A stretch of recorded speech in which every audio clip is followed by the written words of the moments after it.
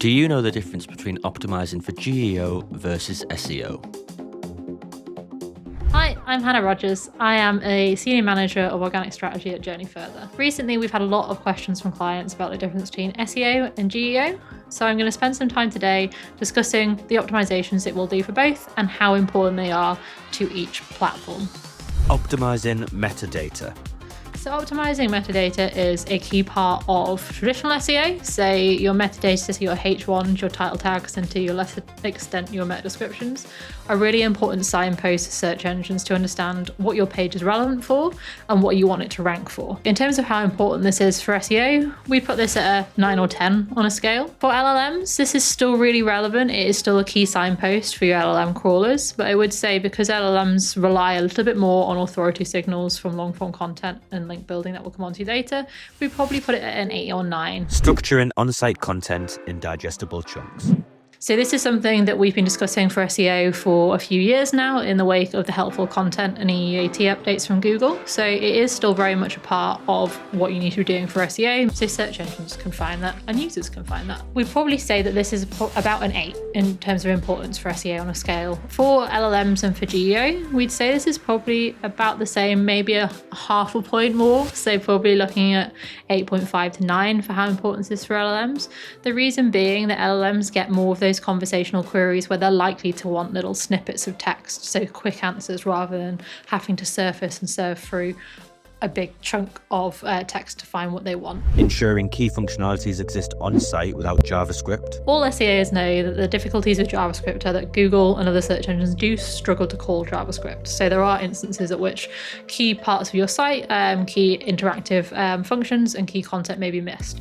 But fundamentally, Google and other search engines can call JavaScript, they just do so more slowly than they call pure HTML. When we're looking at SEO, this is still a big significant improvement we can make to our sites. So we probably put it at about a 7 just because although it is an improvement we can make to make sure that everything is in your HTML, Google can fundamentally crawl JavaScript even if it does so less often or more slowly. For LLMs and for GEO, I'd rate this at a 10. The reason being the LLM setup at the moment cannot understand JavaScript at all. So you're missing quite a lot of context for them and therefore limiting your visibility on GEO if you have a JavaScript heavy website. Implementing HowTo schema.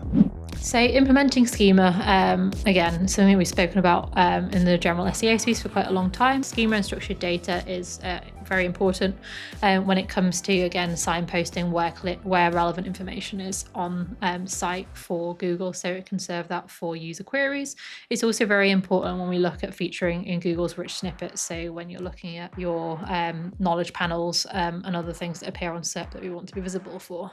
So probably about an 8. For GEO, again, slightly more important, probably about a 9, just because there are a lot of elements of your GEO that's going to be fed much more heavily by your schema than for your SEO. So particularly as we see the rollout of Universal Commerce Protocol, and that moves away from just Google platforms where you can rely on your merchant fee to do a bit of the heavy lifting, particularly product schema is going to be particularly important on GEO because I would expect platforms like ChatGPT, Claude, Perplexity to feed a lot more from your product schema. Earning inbound links from reputable sources.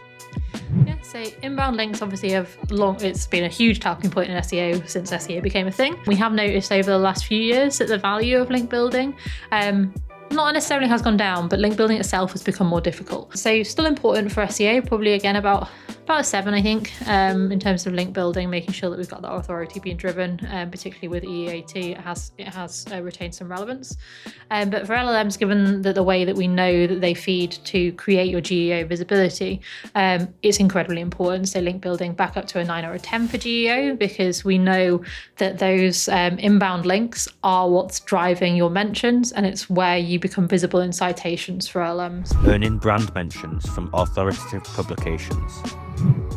So brand mentions have been a talking point in SEO for a long time. There's various debates as to how useful they are without the links on them. So for SEO, I'd say brand mentions generally it's accepted they aren't that powerful for SEO. So probably at about a 5 or a 6 to be generating those brand mentions.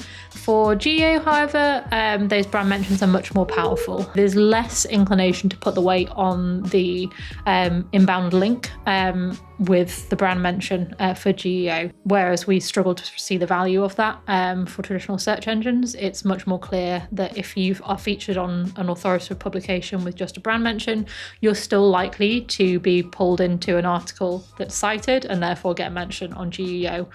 So there's more value in the brand mentions for GEO than there is for SEO.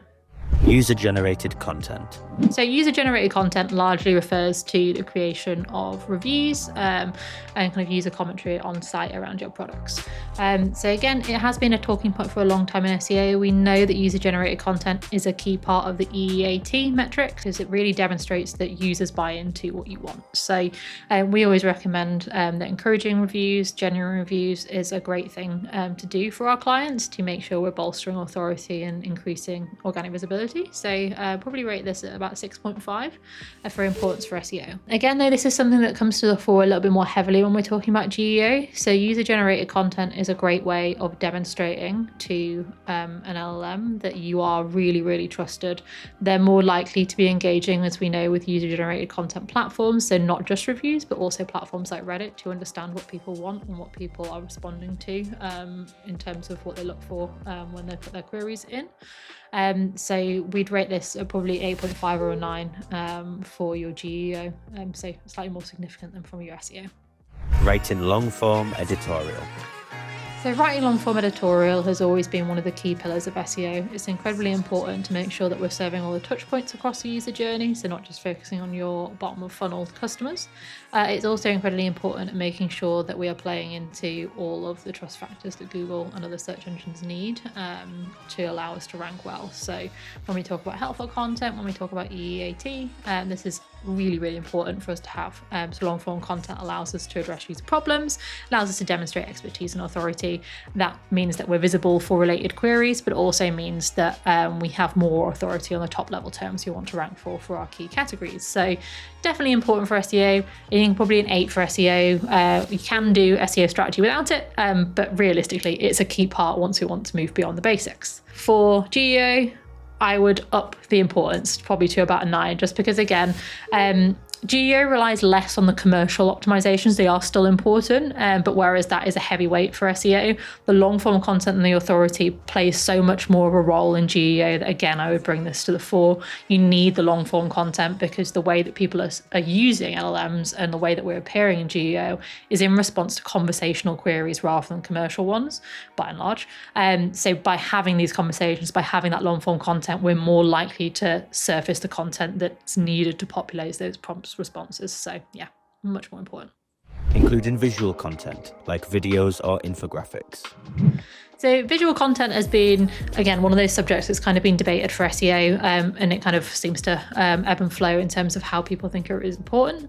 We do know that video search and video appearances on traditional SERPs have increased over the last few years. So we see not just YouTube, but TikTok, occasionally Instagram Reels, surface quite often on the first page of Google now. So we quite often are creating video content strategies alongside our on-site content strategies to make sure that we are ticking that box. I'd say, again, like 6.5 to 7 for YouTube content and video content, at least, to play alongside your traditional SEO metrics, just to make sure that we're owning as much as we can of that SERP. For GEO, again, slightly more important just because the rate at which we see video content pulled into prompt responses is higher than on traditional SERP.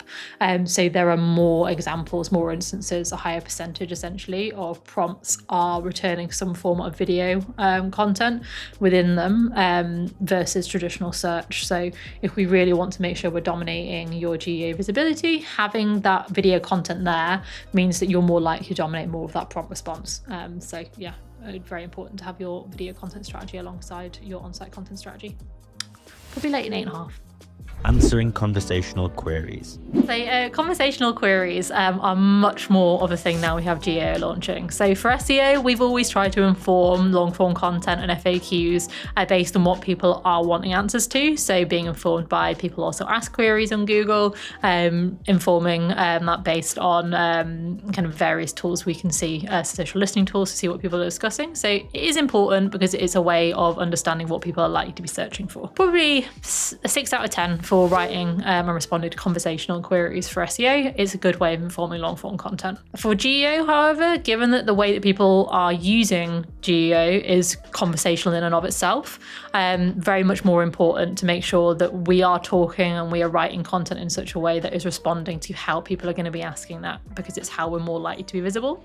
So that mindfulness of how people like to converse about a topic versus how people are likely to just search about it, or how we structure content around more keywords is really, really important for GEO. So I'd say probably a 9 for conversational queries in GEO. So as you can see, there are plenty of actions that are vital for success in both SEO and GEO. It's just a matter of how important it is. If you want more information, check out the articles linked in the description to find more about the changing world of AI and search, or contact us directly to chat more about GEO and SEO.